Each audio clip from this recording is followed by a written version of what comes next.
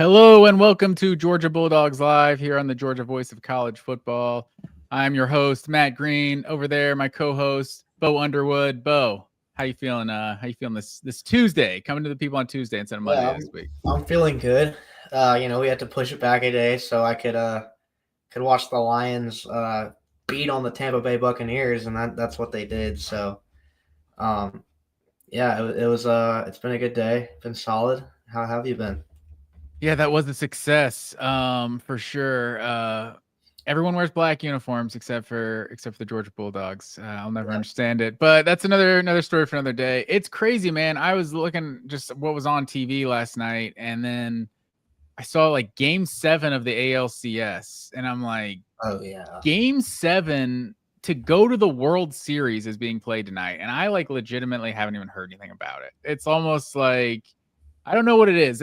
Maybe it's baseball in general just isn't as popular as once was, but I feel like even myself, just like when the Braves aren't in the postseason, it's easy to just not even hear about it, basically. Other than Shohei having like the greatest game of all time. yeah, that was nuts. I mean, that was a great game though last night. Springer hit a huge homer, man, and Yeah. well, I felt bad for the Mariners. I kind of wanted them to make it, but also good for the Blue Jays, man. Two teams that hadn't made it back. Mariners haven't made it ever, obviously, and Blue Jays hadn't been in 30 years. So shout out to them. Man. Yeah, I would assume you weren't alive last time the Blue Jays made it. I was barely alive. I was not alive. Yeah, that the World Series that ended with a walk-off home run over the Phillies. I think that was 93 because they beat the Braves 92. The Braves lost the Twins 91, the Blue Jays 92, and I think they beat the Phillies 93. And then there was no World Series 94 with the strike year. But and then of course Braves 95. But we won't go into all the 90s World Series champions. That's where we'll stop. But I appreciate everyone who's watching live, everyone who's tuning in, everything. Please like, share, subscribe, and all that stuff. It's a different week this week. We do not have it's a bye week for Georgia, so we're obviously don't have a game to talk about this week. But I don't know about you, but whenever Georgia has a big win, nationally televised game, or they're all nationally televised, nationally big time ranked matchup and everything, I probably rewatch those games like 2 or 3 times. Like it's very easy. Maybe like actually watch their TV broadcast like at least once after. But then like I'll just see like those 15-20 minute condensed highlights on YouTube. They're basically showing you every single key play of the game. But yeah, this has been a fun one to rewatch this week. Yeah, absolutely. I was at the game, so I didn't get to hear any of the commentary or anything like that, or just some of the little things that happened that like I was in the 300, so you don't really see that. But no, yeah, that game was cinema, man. It really does lend itself well to a good 20-minute YouTube recap because a lot went down on the offensive side of the ball. For sure. And it's tough to watch for a little bit because you're just like, oh my God, Ole Miss just doing whatever they wanted for 3 quarters offensively. But I do feel like we kind of talked about this after the fact, but it still feels like to me that so much of the stories about Ole Miss's offense and that Georgia doesn't really have a defense this year and not like, wow, look at Georgia's offense. No, you know what I mean? I don't know. Yeah. Am I being butthurt there? I guess the expectation is just different for Georgia's defense because I've seen most of the national conversation following the game about their defense has been like, this is a Kirby Smart defense. Like Georgia's defenses under Kirby Smart have rightfully developed a reputation for being very good and very, very tough to go up against. And this is probably the first time, and I mean, I guess you could say 2016 wasn't a great defense, but this is probably like the most vulnerable, just weakest that they've looked defensively throughout Kirby Smart's tenure. So anytime that happens, it's kind of an outlier. Yeah, the 2018 team was one that I feel like always stands out. Like they lost a lot from that that team that went to the national championship before. But even when the biggest games were happening, like they were making plays. That Alabama SEC championship for one. But yeah, that's a fair point. Just because the expectations for Georgia and a Kirby Smart coach defense are different than Ole Miss and Lane Kiffin. So I guess I guess there's just a narrative about Georgia that I feel like whenever Georgia breaks that narrative, people should be like, "Oh, look at that! Look at Georgia!" And it's like, instead, it just I don't know that like the goalpost shifts because I think there's just this thought that Georgia can't win shootouts. Like, you don't want Georgia in a shootout; they're a grinded out team or whatever kind of narratives out there. And it's like this team has two wins over top 15 opponents where they gave up close to 40 points in regulation and they won because their offense is that good. Yeah, that's true. I mean, that definitely is valid to say that Georgia's offense maybe isn't getting enough of the national attention because they went crazy in that game. I mean, we kind of knew it was going to be a bit of a boat race, of a high scoring game, but that's not to say I don't think anyone could have planned for Ole Miss literally scoring 5 touchdowns on their first 5 possessions and Georgia having a response pretty much almost every single time. I mean, that was an incredible display from them, just to keep punching back, and that's what you got to do when you can't really rely on your defense. And they really did a great job of that. They picked up all the slack and then some. For sure. And they clearly responded every time. Maybe it wasn't 7 every time, but they responded with some points every time because they literally scored on every single drive. It's just I haven't seen many games like that. I think the Oregon game, 2022, I think they scored on like their first like 7 drives of the game, like into the fourth quarter. That was that like 49-3? The final score was 49-3. I remember that because I was there. And I remember that scoreboard being like burned into my brain. Like 46. So yeah, they at least 42. They at least scored on their first 6 drives. Maybe it changed after that, but yeah, that's one of the more flawless offensive performances. Obviously, national championship game was stupid what they did that game, but that's kind of an outlier. Yeah, that's kind of an outlier.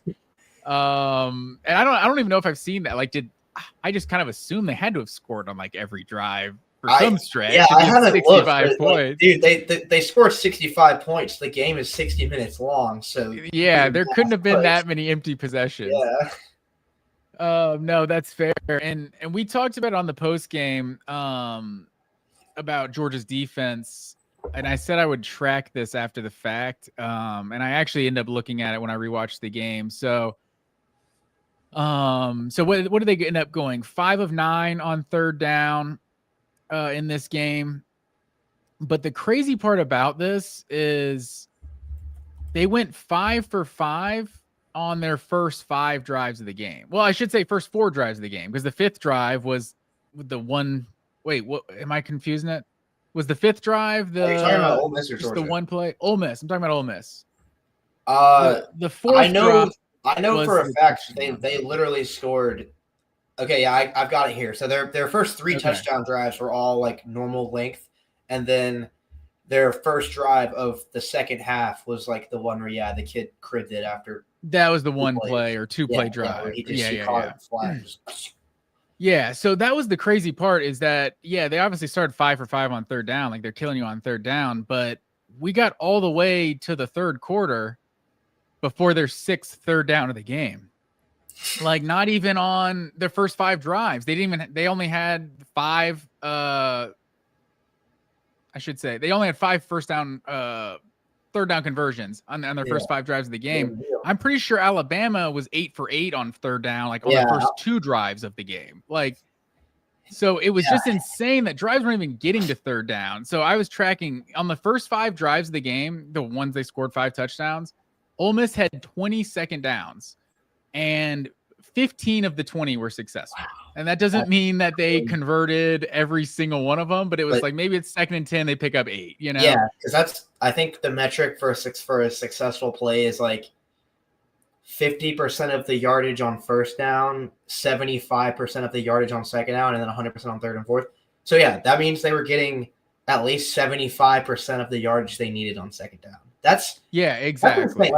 That's such a different flavor of frustration as a Georgia fan than the Alabama game, because the Alabama game, they were converting third downs at a ridiculous rate. Of course, they started 8 for 8. I think they ended up being 13 of 19. But you could at least take solace in the fact that they were making them work for it a little bit, and then of course they ended up shutting them out in the second half. They ended up playing a good half of defensive football. But Ole Miss was just like getting everything that they wanted constantly. I mean, Kiffin was just right every single time. Like, you knew Kiffin was a great play caller going into the game, but I mean, that was probably one of the best Lane Kiffin games of all time for at least the first 3/4 of it. Like, they were just automatic, and it was pretty frustrating as a Georgia fan. Absolutely. I said just like vibes wise, it felt like they were in 2nd and long. Like it just felt like there was a lot of incompletions on 1st down, and then it just didn't matter. They would just pick it up. So I just tracked them. I was just tracking them. The first 2nd and 10, they only picked up 3, but then they converted on 3rd down. But they had a 2nd and 10 where they picked up 11, a 2nd and 10 where they picked up 7, 2nd and 10 where they picked up 12, one where they picked up 23. One where they picked up, or was a defensive pass interference on a 2nd and 10. One where they had a 75-yard touchdown. They had a 2nd and 15 where they the pass interference was declined, where the dude makes the one-handed catch.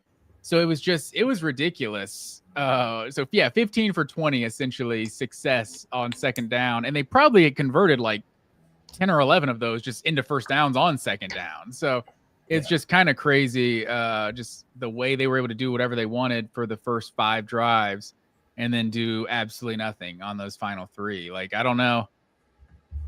I feel like the narrative stuff I kind of threw out the window of just like, oh, we're a 2nd half team. It's like, well, they proved they're not a 2nd half team, but I don't know. Maybe they're a 4th quarter team. I don't know how to explain it, but this team does at some point, or at least they have at some point made adjustments and shut the other opponent out. It's just when is that going to start? How long are we going to go in the game before the defense flips that switch?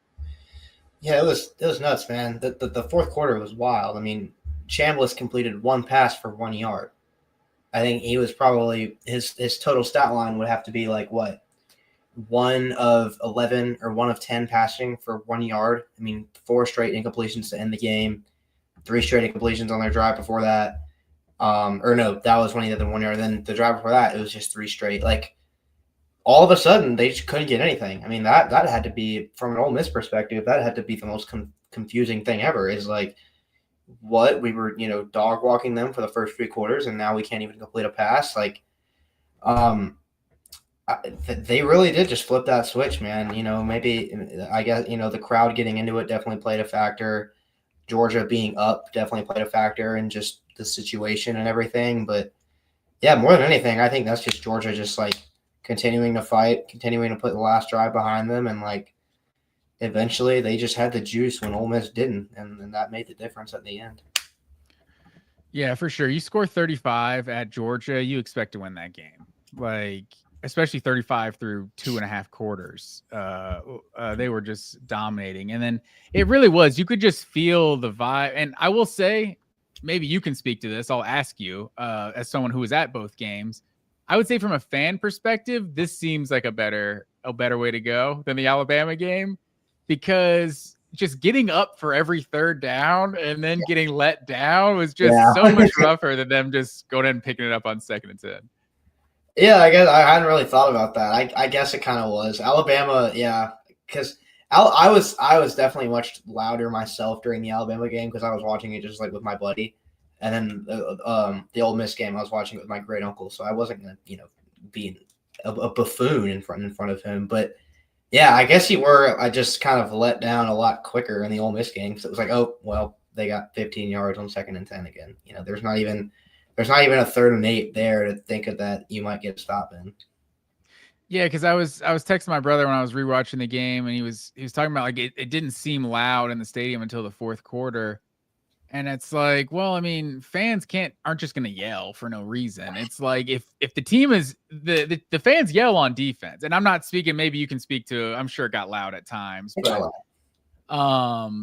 and just in terms of watching the broadcast, but like the fans need something to cheer for. And if you're not getting to 3rd down and you're not getting stops on 3rd down, it's like, well, there's nothing really for this place to go nuts with. The offense is just doing whatever they want. So but yeah, it's like maybe they had all their energy saved up for the 4th quarter, and then they weren't gassed like the Alabama game where it was that, I don't know if you've seen the memes too, kind of talking about it, that that boom, boom, boom. They play on third down, and it's like, and then Alabama picked up a first down basically every time. Yeah. But yeah, so I don't know. That's like just one thought I had. It's like maybe it was like it wasn't as like deflating as a fan being in the stadium. Yeah. But yeah, it was definitely, you could just tell like watching the game, like how the vibes just changed. Like some point in like the third quarter, like obviously when Georgia doesn't get the 2-point conversion, and then Alabama just comes right back down and scores and goes up 9, like that felt a little deflating. I was like, oh, now it's a 2-score game, even though we've scored every time we've had the ball. And then obviously we talked about it at the time, but what's his name? Josh McCray, that fourth down run he had was just, I mean, Georgia doesn't win this game without that fourth down conversion. I mean, I was right behind him. Like, I was sitting like on the end zone that like okay, they were lining up in, like it was like Madden, and he handed it off. And I mean, that play looked like it had no chance. I kind of immediately resigned myself to like, okay, well, we didn't get the fourth down. Shoot, gotta play defense, gotta get a stop. And then so did Chris Fowler. The second effort of all second efforts, man. I don't know how he got that, but he just muscled his way through. That was an incredible play. For sure. And then it seemed like everything after that was easy. Like it just, Georgia kind of drove down the field, and I don't remember which touchdown. Most likely it was a Lawson Lucky touchdown, right? Because he scored 3 of them. Statistically speaking. Yeah, right. But yeah, then after they scored, it seemed like the offense just kind of did whatever they wanted from that point on, other than kind of tripping up Nate Frazier on that third down where they settled for the field goal on that final drive. It's like that was almost surprising because it's like Georgia was just doing whatever they wanted. It was like, oh, well, you look at that. Ole Miss stopped us. I guess we got to settle for a field goal, because you knew Georgia had to settle for a field goal, because it wasn't, Georgia's not going to just win this thing 47-35. Like, no, we gotta make you sweat it out. One last drive. But the defense did get a stop, so I wanted to go for that.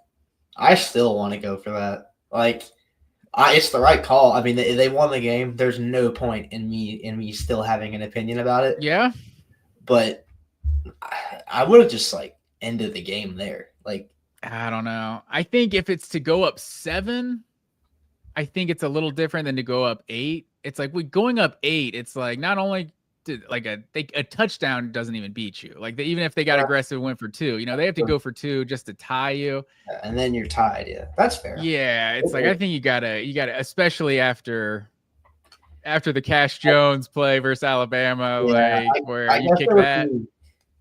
And I guess it would also be a different story if Georgia's defense had still by that point like not stopped them one time, because I think Ole Miss had literally gotten points on every single drive or a touchdown on every single drive.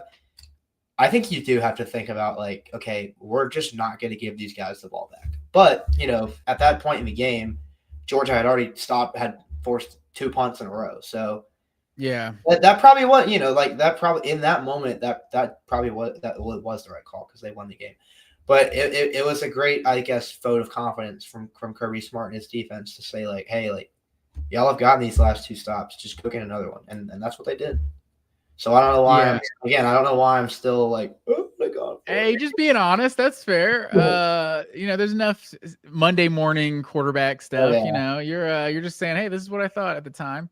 I'll respectfully disagree, but yeah, I think you're right. I think getting those 2 stops kind of changed the dynamic, because I mean that's definitely what Kirby's thinking going forward on 4th and 1 on what they own, like 45, 42, whatever that Josh McCray conversion was. It's like at that point you hadn't stopped them. You're like, we're down 9. Like if we give the ball back to them, this game is over. Like we have to score on this drive. So that's definitely where the sense of urgency was there. But yeah, it was an incredible game, man. Anything else you want to say about this game before we close the book on it? I think it's all been said. I'm sure this game will come up many more times throughout the season anyway. Yeah, did you see? I want to say it was Brett McMurphy, who's a very respected college football reporter. Oh, yeah. Say like that this Georgia win however he phrased it, the tweet, I could find the tweet, but it was like, this Georgia win was very big in Gainesville, Florida. Like, if you know, you know. And basically saying like Lane Kiffin losing this game is like gonna be a reason why, I guess. Oh, he's hit the ceiling at Ole Miss. Maybe he needs fired by Ole Miss, and Florida's gonna hire him. Like, well, obviously he's not gonna get fired, but maybe this is just a realization for Lane Kiffin. I don't know. I've seen Kiffin Florida stuff. I'm sure Kiffin Florida stuff isn't gonna go away until Florida actually hires a coach. Because every time there's like a blue blood, not that Florida's really a blue blood, but anytime there is like an elite tradition. Ooh, shots fired. They're not a blue blood. No, they're not. Go ahead. But yeah, anytime there's like what I'm getting to is it's going to be a lot more of an interesting conversation if that LSU job opens up. That's when the Kiffin stuff is going to get really interesting. But we'll see if that happens. That'd be interesting. Got a big old buyout, so I don't know if they're going to want to stomach that. But college football teams don't seem to be too afraid of buyouts anymore. So we'll see. Yeah, that's fair. And you saw with Florida, they didn't even put anything in the contract, I guess, from what I heard, about him taking another job. Like a lot of teams. Yeah, I did see that. It's like, dude, we don't care. Like, so he's still getting that full buyout regardless. But yeah, and that would be interesting too if LSU opened up, because these opened up at the same time a couple years ago too. Florida and LSU at the same time, and it was kind of a thing I remember of like. So Billy Napier is in Louisiana, and LSU didn't want him, and Florida, you know what I mean? And obviously LSU ended up getting a way more established coach, and neither of them are happy. So who knows? Obviously, Brian Kelly's been significantly better than Billy Napier. It's just LSU's trying to win championships, and it's a different standard, which is a crazy thing to say. Not throwing shots at Florida, but they're unhappy because they are not winning championships. Like he went to an SEC title game. Yeah, they gotta get good, man. For sure. But I will say, as a Georgia fan, I think if you could have me name one guy that I would not want to be the head coach at the University of Florida, I think it's by far Lane Kiffin. Oh yeah, no, like he's a great coach. Like even if Nick Saban came back, it's like, what is he, like 70-something years old? How long is he going to be there? I'd be annoyed. Kiffin is a great coach, man. I mean, that Ole Miss game, I was just in awe the whole time of like, dude, this is like, not that I'm a play calling savant and I can look and be like, look how they set up that concept by running that concept 2 drives before, but I just felt like Ole Miss had so many just easy dump offs where Chambliss was just catching the snap, one read, wide open, guy gets 10 yards of yak. Like, they must have done that 4 times in the first half. And that is like, you've got to have good athletes to do stuff like that for sure. And you've got to have players that run the system well. But really, like, that's just amazing play calling. And yeah, Kiffin is a demon, man. I mean, he's blown out Georgia last year. Like, if you get him the guys, he's definitely up there for one of the best coaches in college football, like without a championship. Yeah, and I wonder what him going to Florida would do to this Kirby Kiffin dynamic of like this little rivalry they kind of got, and how they troll back and forth and stuff. It's like, I don't know, it's all like lighthearted at this point, but the Florida and Georgia fan bases just hate each other so much. Like, it's like Mullen was trying to troll Georgia, and it's like he just coming off, I don't know, so cringy. Like, Spurrier used to be the big. Yeah, see, Spurrier, it was legit. Like, this man hated Georgia. I respect the hell out of how much of a hater Spurrier was. Like, I'm pretty sure Georgia ruined his undefeated season when he was a player, like the year he won the Heisman. Yeah, he never forgot it. For sure. That was the #1 team he hated. So and they were just so much better than Georgia over that period too. And it's like Urban Meyer, like with the timeouts and stuff, like after it's like, whatever, you know, he was getting his troll on. Like it was you couldn't say anything. They were better than us, you know, like Ron Burgundy. He's like, she's better than me. It's frustrating, but it's been a long time. What Muschamp, McElwain, Mullen, those boys have Napier. I mean, Mullen, they for a while they did have something with Mullen, but I guess for a multitude of reasons that team kind of peaked in 2020 with Kyle. But Yeah, I mean, they've got all the resources and they're starved to win at this point after, being just kind of bad for however long. Like Florida, whoever gets this next coach, whoever their next coach is going to get the keys to a Lamborghini in terms of how much money he's going to be able to just throw at guys. Apparently they're kind of like Georgia a decade ago. I mean, not nearly as successful. Like obviously Mark Richt is winning 9-10 games all the time. Like they're firing their coach because they're bad. But in terms of like the facilities and everything, apparently they were way behind in all that stuff for a while. And so they've finally caught up in some of the NIL and the facilities and stuff like that. So it might be a more attractive job now. It's interesting. It feels like Florida fans, and maybe I'm overvaluing the opinion of the one Florida fan in my group chat. But it feels like they're turning their nose up to like someone like James Franklin or something. And it's like, I don't know, if James Franklin went to Florida, it's like, you guys should be very happy. That's a huge upgrade, but I don't know. I guess just where his stock is right now, I guess you wouldn't be happy, but I don't know. Yeah, it'll be interesting to see where Franklin winds up if he takes on another like Vanderbilt style project where it's like, take this. I guess Vanderbilt was even worse than this, but take this middling Power 4 school and make them relevant again, or if like he does end up at a school like Florida where it's like, we're really trying to contend here and we're gonna give you the tools to do that right away. That'll be interesting. Yeah, I really want to know where Franklin ends up in this cycle because like so many jobs are opening up, and it's like he's one of the better coaches in all of college football. He's most likely going to be like the most like proven successful one that's like on the open market, just in terms of doesn't have a job.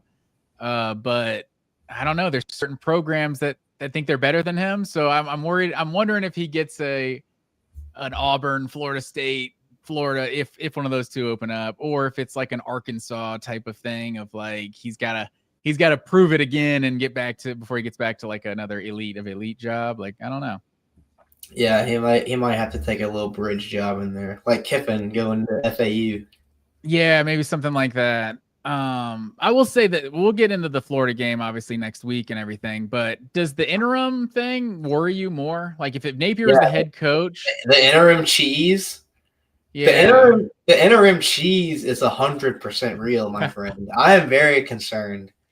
That is a real thing. Teams will fire their coach, and the interim will come in, and they will just go crazy. That NFL and college, the interim cheese is real, bro. I'm not familiar with this term. Like UCLA fired their coach, and then they got James Franklin fired. Like it's real.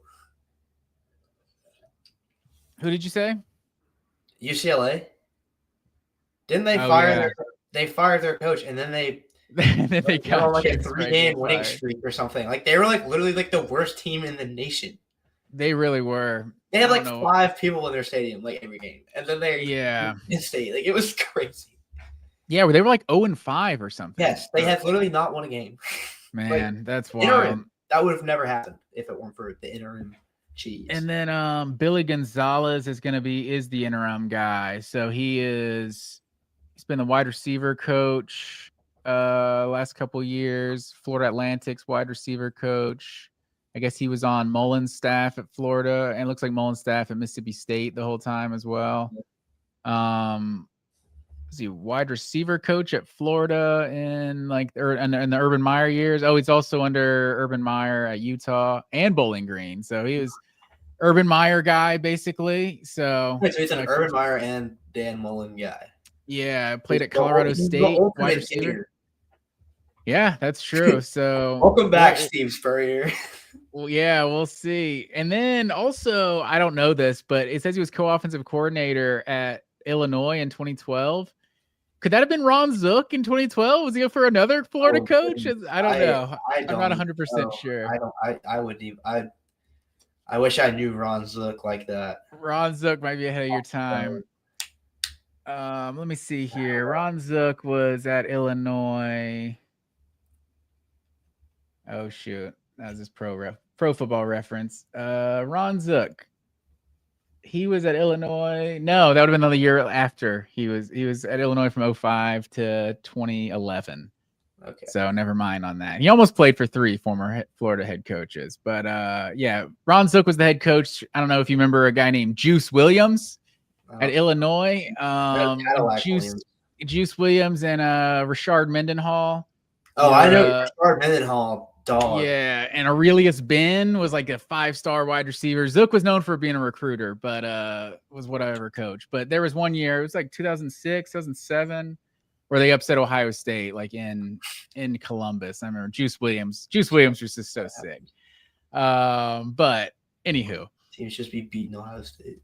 Yeah, so they remember that one. I remember that one time Illinois in the last like 20 years beat Ohio State or whatever it was. Yeah. But yeah, so we'll get into Florida next week. It is a bye week, sir. But I had one thing to say about our guy here, Gunnar Stockton, sir. Oh. So I have a take for you. And I said this on the Chase Thomas podcast on Sunday. And I think he laughed me out of the building. I think his reaction validated my feelings completely. So this is my take on Gunnar Stockton.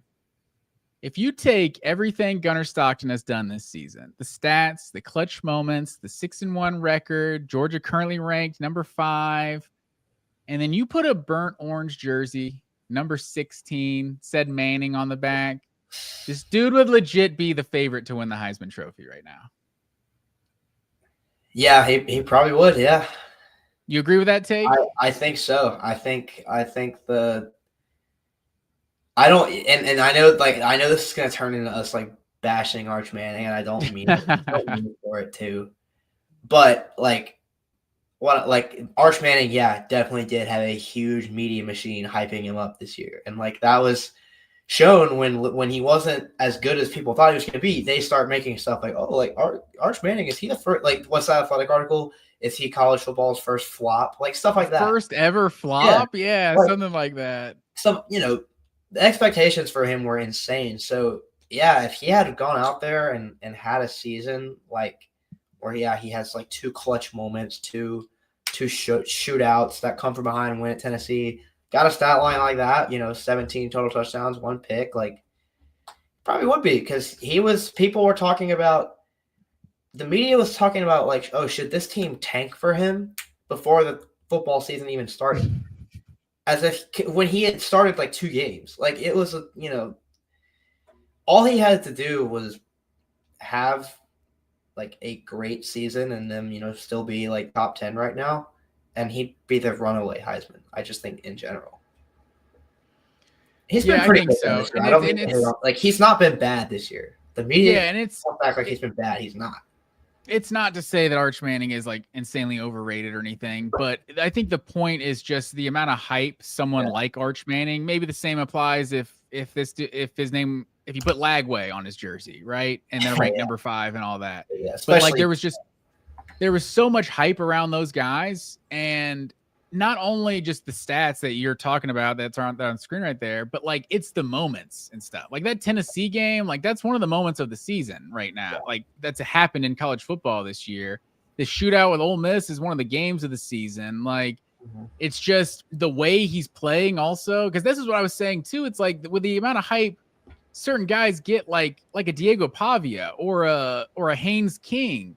Like these are guys that aren't on team. People basically know those teams aren't going to win the national championship. They're currently ranked 7th and 10th. So, they might push back on that, but I think people kind of know what those teams are, but they're just kind of great stories.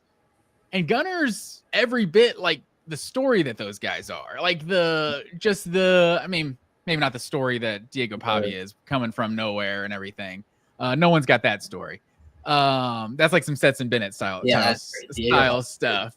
Shout out to Diego. Yeah, for sure. But in terms of just like the gritty player who's like willing his team to victory and stuff, like that's why I was talking about it after the game, that like I think people just need to recalibrate their expectations of this team. It's like this isn't 2021 that has 5 first-rounders on the defense, as well as however many of their 2nd and 3rd round picks. Like it isn't 22 that you have Brock Bowers and A.D. Mitchell and Ladd McConkey on offense. It's like there's not just like, or there's no Amarius Mims, Andrew Thomas, or a Broderick Jones on this offensive line either. It's like there's no like just this guy is definitely going to be. Not only is it this guy, usually it's a handful of guys. Like these guys are definitely going to be first rounders next year, and like there's none of those guys on this team right now, in my opinion, at least in the 2026 draft. And Gunner's like been the best player on the offense. So it's kind of weird that he's not really getting the credit for leading the team. It's like, oh, this is like the game manager Georgia always has. And it's like, nah, this dude's a playmaker. Like that touchdown run he had against Ole Miss was all over that play.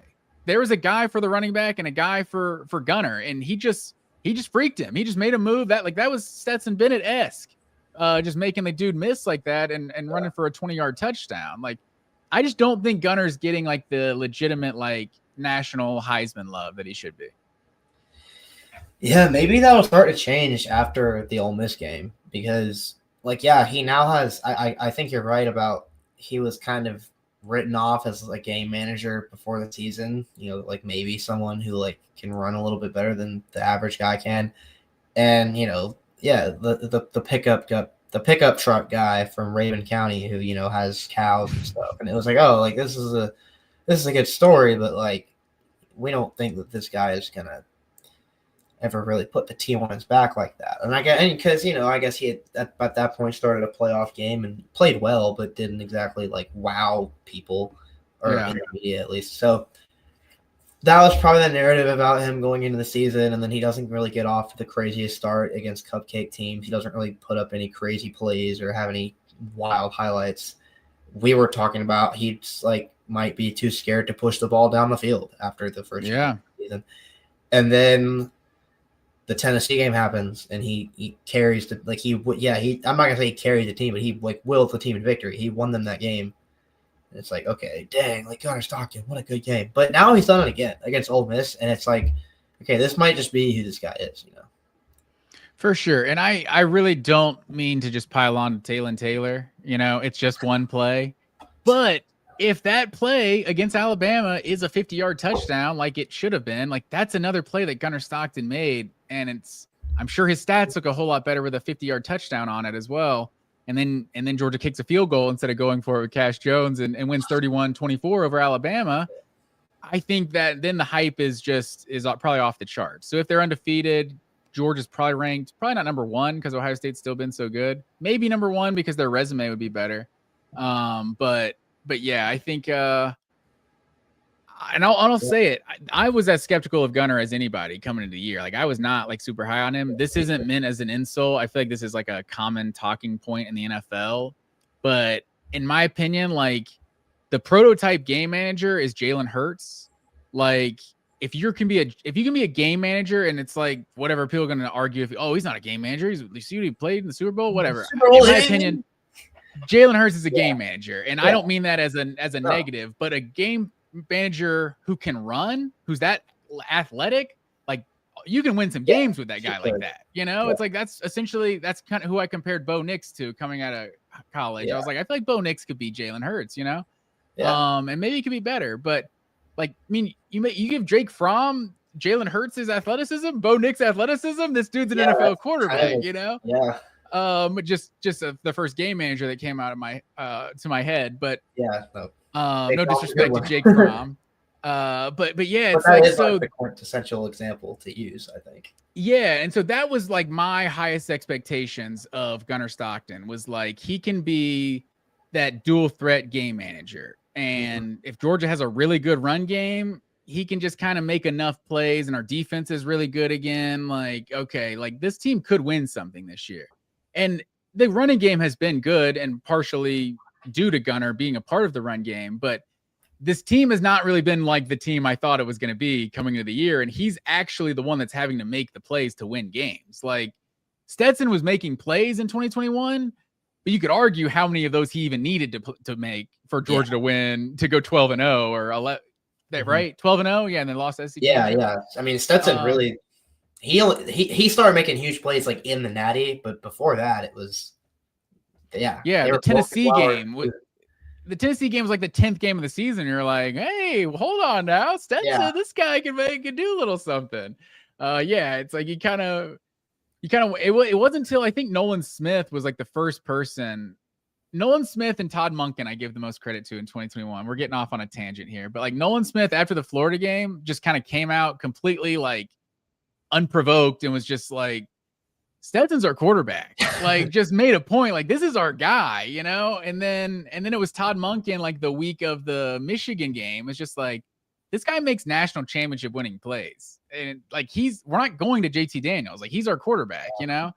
And it was like, I wish Kirby would have just said this like 2 months ago and just made us all feel better. I wish we'd have had Todd Monken's availability to the media a long time ago. Todd was, but yeah, I got off on a tangent there. Yeah, I mean, he wasn't even confirmed as a starter until week 1. We all knew it was going to be him, but yeah, I think it's absolutely valid to say Gunnar probably deserves more Heisman love than he's been getting. But like, I wouldn't really be saying that until after the Ole Miss game myself. So I think that's just going to be something that you do see more now. Like I think people are realizing how good this guy is because I sure am. I'm part of the crowd that's realizing like Gunnar Stockton is a playmaker and he's a guy that has had to win them the game and has had to lead the offense to pick up all the slack for the defense because the defense is just kind of getting torched right now. Yeah, that's fair. I think this Ole Miss game definitely went a long way in his Heisman campaign, if you can call it that. Yeah. But yeah, I think he's been a lot better than I would have expected this year. So hey, if people want to keep sleeping on him, I'm cool with that as well. Yeah. And we'll go quick with this because we need to get to our midseason superlatives. But I wanted to update, since we are midseason, I wanted to update my quarterback rankings and tell me what you think about it, sir. Where I got Gunnar and such. And I'm not crazy. You don't have Gunnar number 1 or whatever, but tell me what you think about this list here. Ty Simpson 1, Taylon Green 2, Marcel Reed 3, Stockton 4, Pavia 5. And where am I way off? I mean, I'd probably slide Nussmeier over Shapen and probably Padula too. I guess we'll find out more about that this weekend. Mateer's tough because, like, yeah, Mateer looks like the Heisman frontrunner for a while. He got injured, came back, put up a stinker against Texas. I think I think the top of the list is mostly pretty good. Ty Simpson is easily my number 1 as well. Taylon Green at 2. I feel like a lot of people wouldn't have Taylon Green at 2, but like I see the vision because he's really. I mean, that might be a guy. Any quarterback in the country that doesn't get enough love is probably him because he's trapped on Arkansas and he's doing crazy things every game, and they're just getting cooked. I'm always biased towards a Green as well. Yeah, I guess Stockton. Most people would probably still have him behind Diego now because Diego is like such a big name, and like everyone loves Diego, like as they should for sure. But yeah, I'm really not mad at this at all. Manning, Jarrett chiming in the chat. Arch Manning number 1. Arch Manning number 1. I did move him up.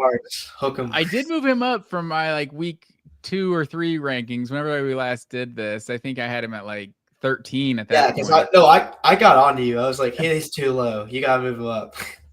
But I mean, him and Lagway are still into the bottom half, and Lenoris Sellers sitting here at 14. Like, I'm not really sure what to do with Lenoris Sellers. Man. That South Carolina offense just looks so bad. I know. That's the one that really bums me out the most. Like, I love Lenoris Sellers. I was pretty hyped about South Carolina this year because I was like, we don't have to play him. So, like, I'm just going to kind of root for him low-key.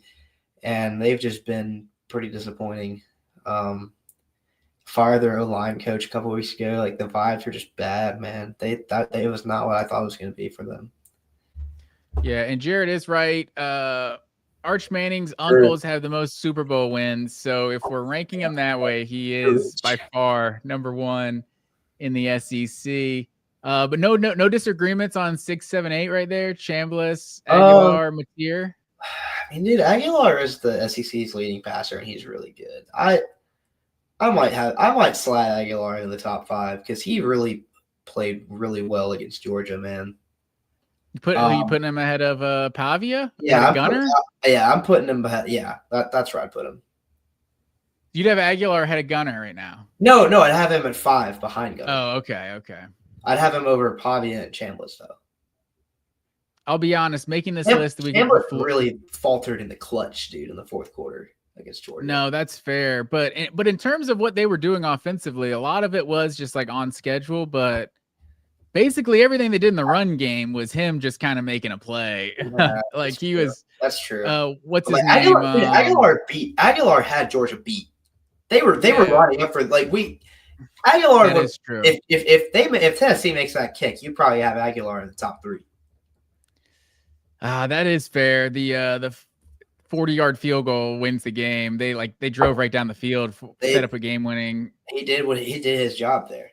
No, that's fair, but it's just, I guess it's been on the road games, like the Arkansas. What was it, Arkansas or Mississippi State? The Mississippi State game threw a couple of picks. Yeah, Arkansas was at home. Like against Alabama, like I would say Gunner played better against Alabama than Aguilar did. Granted, that was at home versus Aguilar playing in Bryant-Denny, but yeah, Aguilar was a tough one for me because he's putting up huge numbers, but I didn't have these guys sorted by. I need to see the SEC only stats. Like we're starting to get deep enough in the season where like just the conference stats can mean enough. But yeah, I think it's clear Jackson Arnold, Cutter Boley down there at the bottom.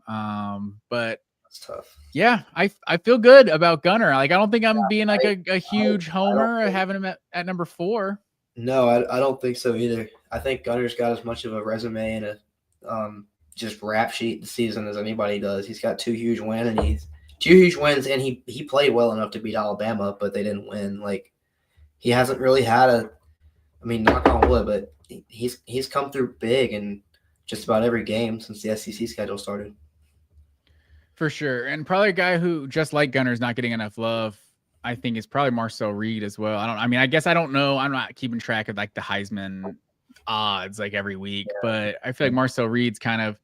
And maybe that's contradictory with what my literal point, but he feels like that exact kind of Jalen Hurts, that dual threat game manager, and it's working really well with how good of a defense and everything A&M has. Georgia, unfortunately, I think their quarterback's got to make more plays to win games. Yeah, probably. But yeah, Marcel Reed's been real good this year. So yeah, that was my my QB rankings at the midpoint of the season. So we'll see how that looks compared to the end of the year. Yeah, I'm glad I have your approval. I think in general I got your yeah. No, you definitely do. Taylor Green gang. One day. I do wish Taylor Green could play for someone other than Arkansas and get appreciated for what he's doing out there. But let's do our midseason superlatives, sir. It is Georgia's through 6 weeks or through 7 games, I should say. I feel like the fact that Georgia got to 6-1 going into the Florida bye week, like I feel like where Georgia needed to be. When you looked at their schedule to start the year, like whether it was going to be Tennessee, Alabama, Ole Miss, at Auburn, I think most at Tennessee and at Auburn are definitely the most difficult road games of Georgia's schedule. And then, how it's looking now, especially with Texas being as bad as they are, like Ole Miss and Alabama are the best. I think they're the 2 best teams that they're going to play at home this year. So the fact that you're sitting at 6-1 with all of those teams off the schedule, it does worry me a little bit putting Lagway at 13 the week of the Florida game. Like I'm doubting him. But is what it is. But yeah, it's so here's anything you want to say about the first half of the season before we get to these superlatives? Yeah, I pretty much agree with that. The second half of the schedule is definitely not looking as crazy now with Texas being. Texas is still a very good team that is going to be tough to beat, but they don't look like a top 5 team. So, that was supposed to be the biggest opponent going into the year because they were preseason number 1. And now it's like kind of got the worst of the schedule behind them in the regular season. So definitely agree that it's good to be 6-1 then with that behind you. For sure. I wonder what the ticket prices for Texas are going to do between now and that game. I don't know. Texas band. They're still going to be insane. Yeah. And I don't think we've gotten any. We'll get into that. Yeah, I guess it's still the novelty of Texas going to Georgia as well. Yeah, and who knows? Maybe they get on the right track and they're still in SEC title contention because they only have 1 conference loss, right? Yeah. Ohio State and Florida, there's only 2 losses. So, all right. So let's get into the into our midseason superlatives, sir. So we can do this in any order. Let's start off with best game. What would you say is the best game of the season so far? The Tennessee game, for sure. That was an instant classic. It was a 44-41 shootout. Was that the final, right? Yeah. Offensive fireworks. Players from both teams putting on signature performances.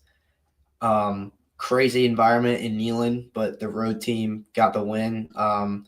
Signature drive, signature play there at the end with the touchdown to Humphrey and the 2-point conversion. Like, it was a crazy game. It was definitely a excruciating watch at the time, but it was an instant classic. The second it ended, you're just like, oh my God.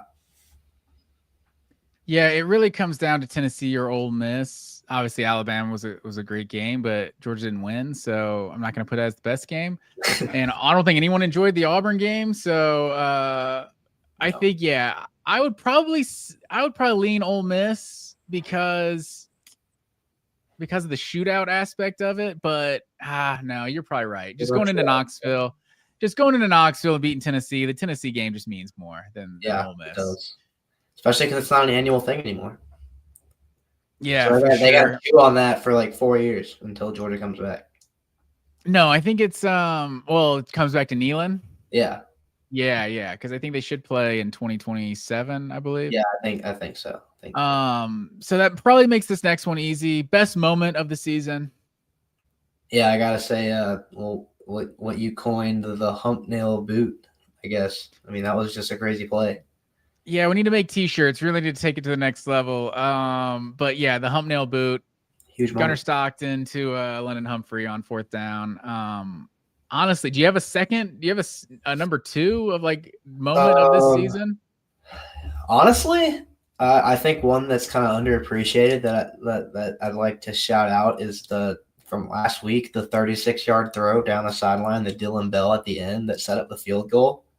I thought that was a huge play. I think that was 2nd and 12 or something like that.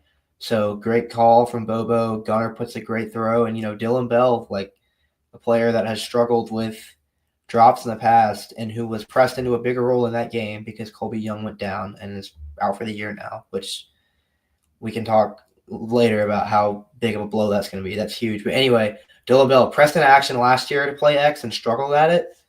Makes a huge catch to help Georgia seal the game. Like, I thought that was a huge moment. Yeah, that's a great call because I had forgotten about that. That did low-key feel like the play of the game because of just like the tone. Because I guess at that point, Georgia's still just up 5. Like, they got to have some points to kind of put it away. And that's coming right after that. They blow up that run and Gunnar gets hit. Like, I'm pretty sure, right? So it's 2nd and 12. Yeah. Mm-hmm. And I don't know where the flag was. There's flags every time our DBs grab a receiver, but no flag when Dylan Bell's getting tackled, but he still made the catch. And yeah, that really did feel like an exhale moment. That was like, okay, we're like set up to score again. Like this isn't just going to be, we run the ball 3 and out and punt it and hope our defense can get a stop. Like, we're actually forcing the issue here. Yeah, that's great. Sure. That's a great call. And I would have said, honestly, Josh McCray's 4th down run maybe as a low-key moment of the season because I don't think Georgia wins that game without that. But what's the weirdest moment of the season, sir? I feel like I'm stealing all the good answers, but you know which one it was.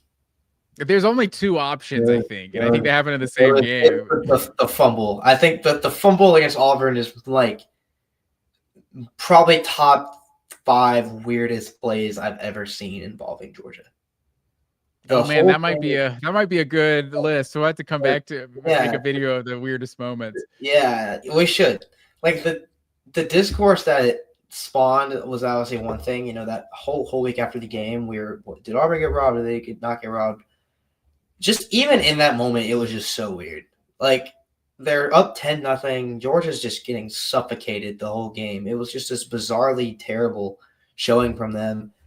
And they go down and they're about to score, and then the ball comes out like at the 1, but it's like they think they scored, and it's like Georgia's running back for a touchdown. They're like, no, but it's not going to be a touchdown even if you get the ball. And then they review it for like 5 hours, and then they're like, he fumbled is Georgia's ball. Like that whole sequence was just so weird and strange.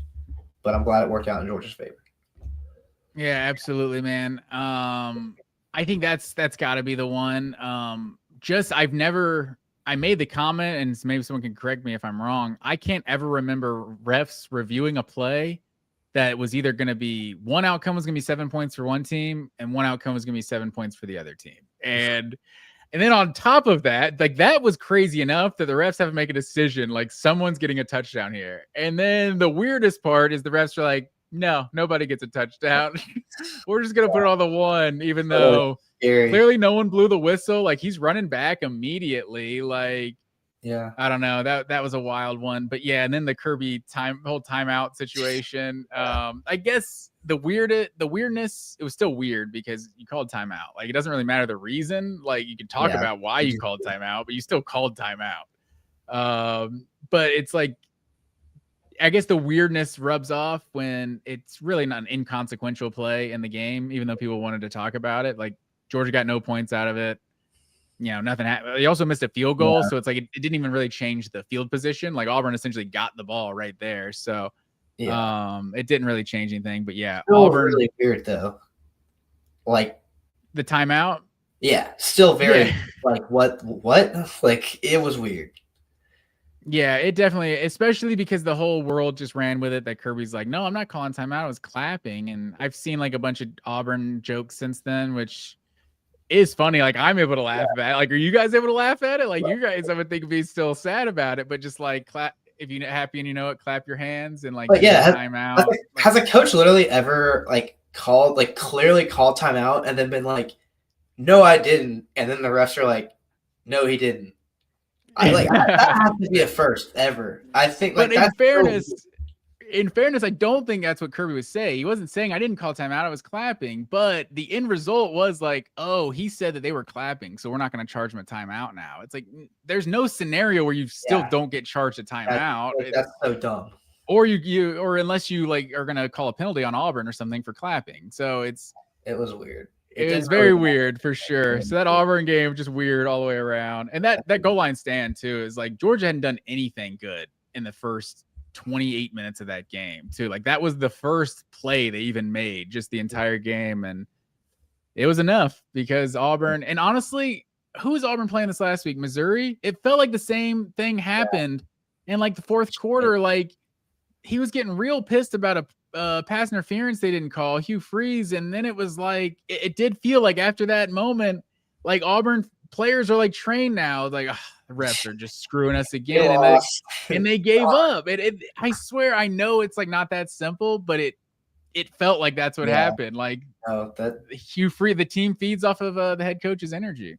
Yeah, that's really what it felt like in the Georgia game, at least. Like I'm not really. I only saw overtime of that Missouri game, which was good, but it was a good game. But like I'll never forget that halftime interview that Hugh Freeze did because it just felt like right there he was like, well, we lost and it's the ref's fault. Like it's halftime and you're winning. Like it was really strange, and sure enough, they went on to lose. They went on to look completely different in the second half, completely flat, uninspired. It was.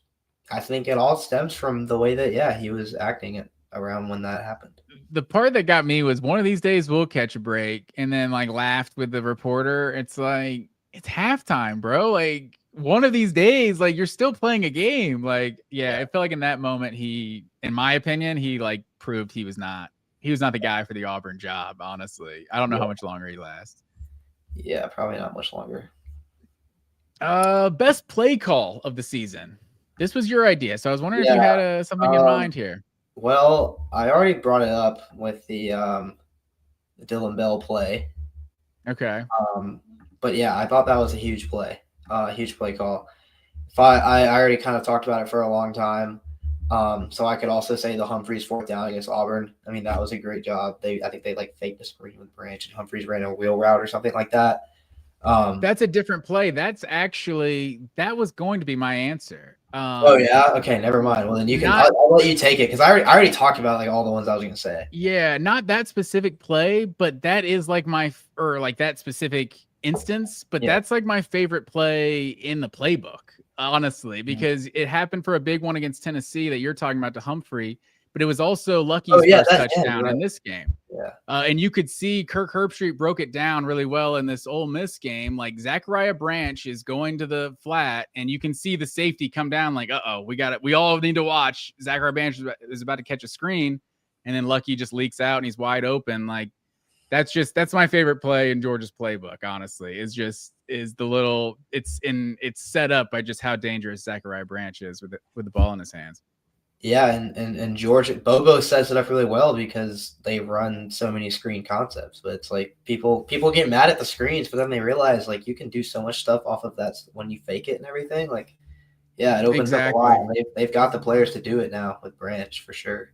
What the could have been, what honestly, if we're really just calling best play call, like in terms of the OC's job, after the Taylor drop against Alabama, that very next play, which is like 3rd and long, it was like this, it looked like it was going to be a screen set up to the outside, but Branch comes out and it's a little like slot screen and it's just blocked so perfectly. And there's like 4 dudes to block, like 3 Alabama guys, or maybe it's like 4-on-4. And then it's like the only guy, Zachariah Branch, is going to have to make one guy miss basically in the secondary. And it's like, I'll take that bet every day. And that's probably like after he's already picked up the first down. Like that's in terms of it being a touchdown. Like that play was blocked to pick up like 10-15 and he could have gone for 40. That's, oh man, that was such a buzzkill, 2 plays in a row. And I don't know if it was just a low throw. I can't remember if Branch just dropped it or if it was like a low throw and it kind of skipped.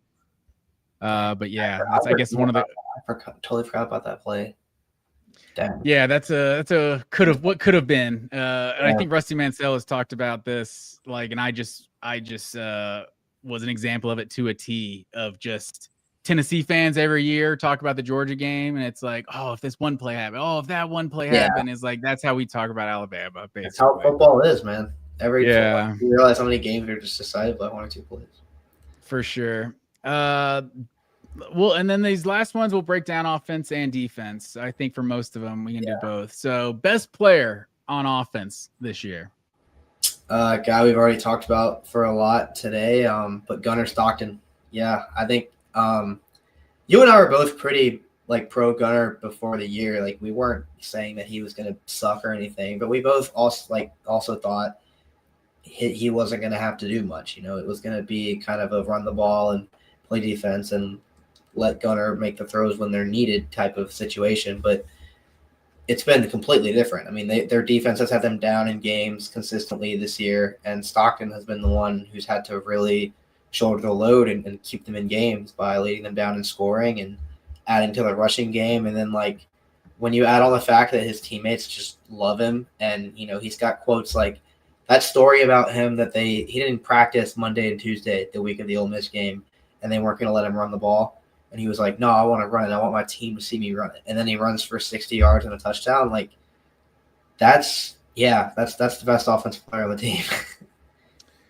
Yeah, I'm with you. I think there's no real conversation. I think Zachariah Branch is the only other candidate just because of what he does. Like we were just talking about that kind of fake screen pop pass play. It's like what Zachariah Branch does for this offense, and he's also a threat downfield. Like, I mean, he can catch his own contested balls as well. But just with the way the defense has to account for him and who that opens up other guys, he's really the only other candidate for best offensive player to this point. Yeah, and they'll definitely need him a lot more now with Young out. For sure. And best defensive player. Yeah, this is man, so many awesome to choose from, right? I'm gonna go with Chris Cole, just because like he's been George. He's the best athlete in their front seven, and he's also the most versatile. They ask him to do. You know, it's not a full on Jalen Walker role, but it's very similar. You know, he can cover. They have him in against the run, and they have him rushing the passer. Like they have him doing a lot of different things, and he does it pretty well. And he's really been Georgia's only source of consistent, semi-consistent, because he's not been amazing at this, but he's been their only source of edge rush pass, like edge rush pressure at all. Yeah. none of the other guys are getting home. You know, they've been fine against the run, the edge guys, but the only one that's kind of getting to the quarterback with any degree of success has been Cole, and he's just a really phenomenal talent, and I think he's only going to get better from here. Yeah, it's like I can't even say anything about him missing Chambliss on that one touchdown run because it's like not that many guys are even getting in the backfield, so I can't say anything. But I would say it's been CJ Allen to this point. I think I kind of underrated CJ Allen coming into the year, thinking he kind of was getting that first team SEC love because of the logo on the helmet, maybe more so than how good he really is. But I think he's really taken his game to the next level. I feel like he's a better athlete than I gave him credit for, because that is why I kind of got more excited about some of these young guys like Cole and Justin Williams. But yeah, he's clearly Georgia's stud. Like he feels like the next kind of linebacker. Like not saying he's Nakobe Dean or Roquan Smith, but he's a stud. And I was probably not giving him enough credit coming to this season. Yeah, he probably won them the Auburn game, didn't he? He was insane in that game. Yeah, like yeah. I mean, I think I was like we knew CJ Allen was really good going into the year, but I definitely did like underestimate his impact on the defense just because like I was like, well, you know, he's an off-ball linebacker. Like, how much can he really impact the defense? But you're seeing it. Like he's punching balls out, making plays. I mean, stopping every run. Like he's just so important to what he does in the middle. And yeah, that's definitely a good pick because he's just such a steady presence there, and he's made some game-swinging plays as well. Yeah, and this isn't meant as an insult or anything, so I don't want anyone to catch any strays, but it's like there's a spectrum between like Monty Rice or like Nakobe Dean, and that's not to say Monty Rice wasn't a good player for Georgia, but it's like he just wasn't like a game changer. I feel like Nakobe Dean is like a game changer. You know, Quay Walker, a game changer. Like Monty Rice was a good player. And I feel like I thought CJ Allen was closer to just he's a good player. But I think he's taking his game to the next level that I wouldn't be surprised if he was a first round pick at this point. Yeah, absolutely. He's a great player, man. Even though I did just say Georgia didn't have any first round picks on this 2026. Like, if the defense is going to have one, it's going to be him. He's the only one. Yeah, I think he really is. Dalen Everett was the only other one really given credit or getting love before the year, and I'm not sure he's had a first-round pick type of season to this point. Probably not. Well, who's your most surprising player? Let's start with the offensive side of the ball. Okay. I'm going to say Chauncey Bowens. He has emerged as arguably the best back on the team. Had a career day against Alabama, and they've worked him in ever since. Like he was he was good before that too, but that was his breakout game. And yeah, I mean, he's just been a great north and south runner for this team. Done more in the passing game, I think, than maybe I expected. I don't really know what his numbers are, so I might just be completely wrong about that. But yeah, Chauncey Bowens, I didn't really think was going to be much of a guy. I was more excited about Nate Frazier and Josh McCray, and even like Roger Robinson. I was like more thinking would end up assuming the role that Chauncey Bowens has this year, but he's been sensational, man. He's been a great player and probably the best running back on the team. And he did have 2 for 16 against Ole Miss, if that's what you're remembering. Out of the backfield, 4 for 22 and against Alabama. Yeah, I think that's a great call. I was believing the Bo Walker buzz kind of coming out of the offseason too. So I was definitely sleeping on Chauncey Bowens. And it looks like Frazier is kind of back to being RB1 in this group. But yeah, he's definitely had several good games so far this year. I'd go to the offensive line and say Dontrell Glover. I think Juan Gaston was getting a lot of hype coming into the year, like as a true freshman who could start on the O-line. I didn't really hear anyone talking about Dontrell Glover being a starter, and we basically just plugged this guy in the last, I don't know how many, 4 or 5 games, and I mean he's just been solid at that right guard spot. And I mean, with just how much uncertainty there's been on this offensive line through the first 7 games, like he's been one of the few just quiet, consistent spots, basically. Yeah, anytime you have to like plug a freshman in who's never played on the offensive line, like you're always freaking out. So the fact that Glover has like had to do that multiple times this year and has been pretty good each time, like I would even say very good, like yeah, that's a crazy development, and they're lucky. I mean, they are so lucky for that with all the bad luck they've had on the offensive line. Like that's definitely been he's been a big revelation for them. Also, something we haven't even really talked about from the Ole Miss game was Ernest Green. Basically played that whole game, he was great. And yeah, like that was good to see. Monroe Freeling and Ernest Green, the guys who Georgia thought they were going to start the season with, back in the tackle spots. Most surprising player on defense for you? I'm gonna say Kyron Jones, just because I think he's like among the leading tacklers for Georgia, and it's just been a major contributor on defense all year. He hasn't really done anything amazing for them this season, but he's just played a lot of snaps and been a serviceable safety. I know the defenses, the back end of the defense has come under a lot of scrutiny lately, and rightfully so. But I just didn't expect to see him as much. They got 3 safeties out of the portal, and they had Ja'Cory Thomas coming back, and like Kyron Jones has played the most out of all those guys, and I just wasn't expecting that. He's been pretty good. Yeah, that's why it's disappointing. I know he's out indefinitely. Yeah. I don't even know if there's a timeline for him coming back, which is real disappointing. You saw no shade to Ja'Cory Thomas, but you saw the difference in athleticism with that receiver running down the sideline on that catch in the third quarter. I would say I have 2. So one, I would say the only real surprise in the secondary, I would say Kyron Jones is a good call.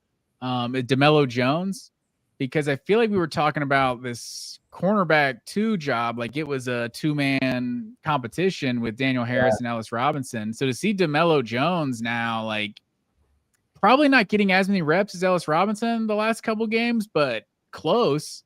And Daniel Harris just not playing at all is kind of crazy. But also Quintavious Johnson. I mean, he's basically playing every single snap at that edge spot, and I feel like he's been pretty solid this year. Like Georgia doesn't have the pass rush they want, but I think, and we'll get to I guess the second half of this, but there's a lot of names we threw out about being like that difference maker at the edge rusher spot, and I don't think we threw out Quintavious Johnson that often. Yeah, he's played a lot. I know they were excited about him. I just remember during the spring they were hyping him up a lot, and they're like, we're good at edge. Like we got Q coming back. Yeah. Johnson, like he's played a lot. Hasn't really done much as a pass rusher, but like this whole group has been pretty solid against the run. They've as much as the defense has been criticized, like, and Quintavious Johnson has been a part of that for sure. Most disappointing player. Let's start with the offensive side of the ball. Let's see, offense. I only had one for defense written down. So do you want to go for that? Hit me with the defense. I'll start with the offense. And this is no shade thrown at anybody, but Noah Thomas, I think, has to be my most disappointing player to this point, just because I thought he was going to be Georgia's leading receiver this year. And what does he have, like 4 catches on the year? Yeah, he's got that one huge one against Auburn. That's it. Yeah, that's the only real like play I can remember him making, and maybe, with Colby Young getting injured, now's his time to step up. I'm really glad to have Noah Thomas now with Colby Young, because Georgia did not have a replacement when Colby Young got suspended a year ago. And then I'd also kind of throw Nate Frazier in that group, just because like he has played better the last couple weeks, but I thought maybe I was convinced of the 5-star rating and all that, and kind of had especially how good of a freshman year he had. He had his struggles, but how good of a freshman year he had when he wasn't even an early enrollee as well. So I thought there's a chance he could take a huge jump having like his first spring. And he's been fine, but he hasn't really taken that jump. And then the fumbles kind of got him in the doghouse there for a little bit. So I guess just for that reason, because of higher expectations, I'd put Frazier in that group. Yeah, I probably would have said Frazier too. Not because I think he's been like super bad this year or anything, or really even that disappointing, but like he got benched, and I just didn't expect a guy like that to get benched early on in the season for fumbling, because it's just kind of anytime a running back that's that talented as Nate Frazier is, like, has an Achilles heel like that, it's just really frustrating. And so when you see it hasn't gone away like that, Yeah, that does lead to disappointment. But he's come back and he's played well, and I can definitely see him being Georgia's best back the rest of the year. But like, yeah, going back to Bowens, they haven't really suffered much because Bowens has been so good, like taking over that lead back role. But like, yeah, Fisher's definitely the most talented one in that room. So yeah, I would probably put him too. But I also felt like he looked a lot more patient in that Ole Miss game, like a lot more kind of waiting on the hole to develop. Like something seemed different. Like he's quicker than the rest of the line. Like just more explosive the way he hits the hole than the other running backs. Like if he can hold on the ball, he definitely should be the best back by the end of the year. He just got to figure that out. So who's your disappointing on defense? I'll go with Gabe Harris, just because I thought of all the guys that were likely to step up after the Damon Wilson transfer. It would be him, just because he had been there the longest and he was like the highest rated recruit. And he just hasn't really done much of anything as a pass rusher. Don't believe he even has a sack on the season. I don't know what his like pressure numbers are, but Georgia's edge pass rush has just been really bad. And I think like we knew that going into the year. We just knew that like, okay, there's not 2 first-round picks bookending it anymore. But you wanted to see someone at least step up and contribute something in a one-on-one situation, and Harris hasn't done that, and I kind of thought he'd be the most likely one too. So he's my pick. Yeah, and it was kind of like the Chaz Chambliss of it. It's like I feel like because like recruiting rankings, people wanted like Chaz Chambliss to get like passed on the depth chart, kind of, by a guys that were bigger. So you're kind of like, well, if Gabe Harris is still here, he's been in the system like 3-4 years now. Like now's his time. He's gonna be ready, and it doesn't really feel like he's taken that step, or he's not making those plays at least. But yeah, Jarrett chiming in here on the live chat. I appreciate you watching live, Jarrett. He agreed. Gabe Harris and Jordan Hall was the other one he gave. Yeah, that's fair. Jordan Hall. I'm just glad that Jordan Hall's out there personally. Yeah, I've just had horrible injury luck the first couple of years of his career. So I think anytime he's out there is like it's just good that he's playing. But yeah, he hasn't been a breakthrough guy by any means. Nobody on Georgia's defensive line really has. Yeah, that's what I was kind of the same thought process as you. It's like maybe I was just more down on Jordan Hall after multiple years of injuries. I wasn't expecting that much. It's like saying that Roderick Robinson is your most disappointing offensive player. Yeah. It's like I don't really know what you were expecting, Rob. At this point, It's hard to stay healthy. He's buried on the depth chart, but yeah, Jordan Hall, the defensive line in general, I think we haven't necessarily seen some of those guys that were unknown become like household names, like we were kind of hoping they would based on their 5-star rankings. But they're still the second half of the season, and Elijah Griffin is definitely getting more snaps here lately. But my answer for most disappointing player on defense is just every single transfer. Just every transfer has not really even cracked the lineup, whether it's Elo Madozi or Adrian Maddox or Zion Branch. Who's the other one from Jaden Harris? Jaden Harris, yeah. Josh Horton did have a sighting on Saturday with that fourth down pass deflection to end the game. But it's interesting that Georgia, and it's probably telling too, because Kirby Smart knew they needed some help on this defense, and none of the guys you brought in have been impact players, and we've seen kind of an underwhelming defense at this point. So I think you can kind of read between the lines on that of how disappointing the defense has been to this point. Yeah, that is pretty bad. They did definitely make an effort to address a lot of it in the portal, and none of it's really shown. All right, and that kind of leads us to the next one. Who's the best transfer? I guess we just talked about the defense. Maybe Josh Horton is the best transfer. I'm not sure. That one play he made. The best transfer on offense. I guess this is an easy one. Yeah, it's Zachariah Branch for sure. Georgia's leading receiver now, I believe, after the Ole Miss game when Colby Young went down, and probably going to have to be Georgia's leading receiver the rest of the way. He's just the most explosive playmaker they have.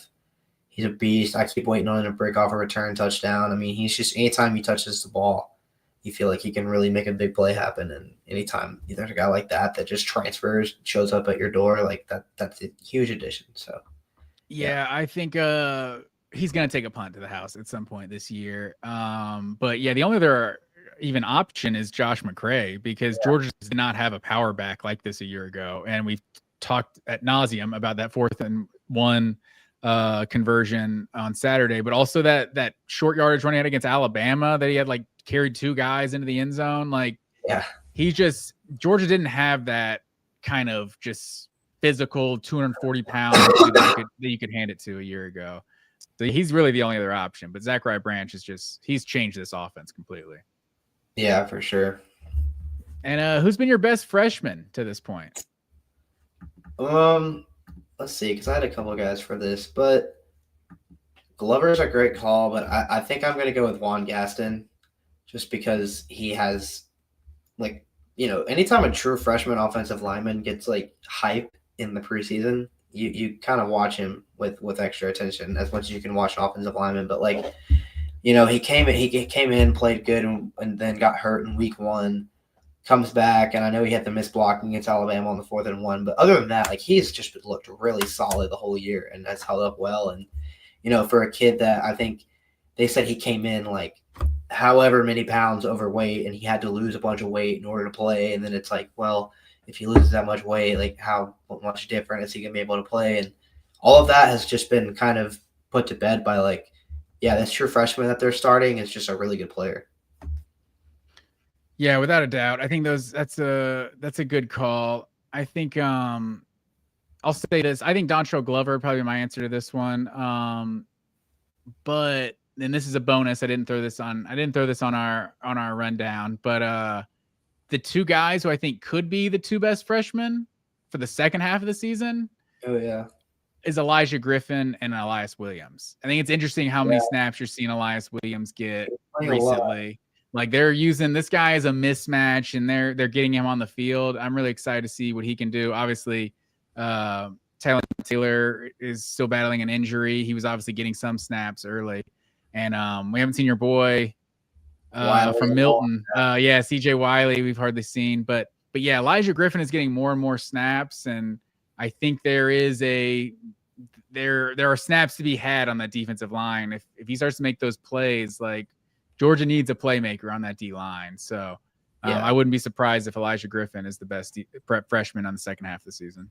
Yeah, I wouldn't either. I mean, he is starting to play more, and he was another guy that was getting a lot of hype in the fall and in the end of the summer. It was like, this guy's really good. He's like a rare athlete. He was a crazy recruit. So they do need someone to really emerge as a playmaker on the defensive line at some point if they don't want to have every game, it'd be another SEC team scores 30 on him, and they have to beat that every time. So if they do get some interior pass rush out of nowhere, it looks like it would come from him. Yeah. I agree. 2 more here, sir. Most underrated player. Let me see. I'm gonna go with Drew Bobo. I think he's a guy that he's a Bobo, and but his father has a complicated relationship with Georgia fans, so maybe he's already kind of off on a bad foot, and he's he's the coach's son guy that's been with the program for a long time and gets to start at center, and so I feel like some people were writing him off as like kind of just a guy on Georgia's offensive line, and maybe the least upside starter on it. But this year, he's the only one who has been in the lineup every single game.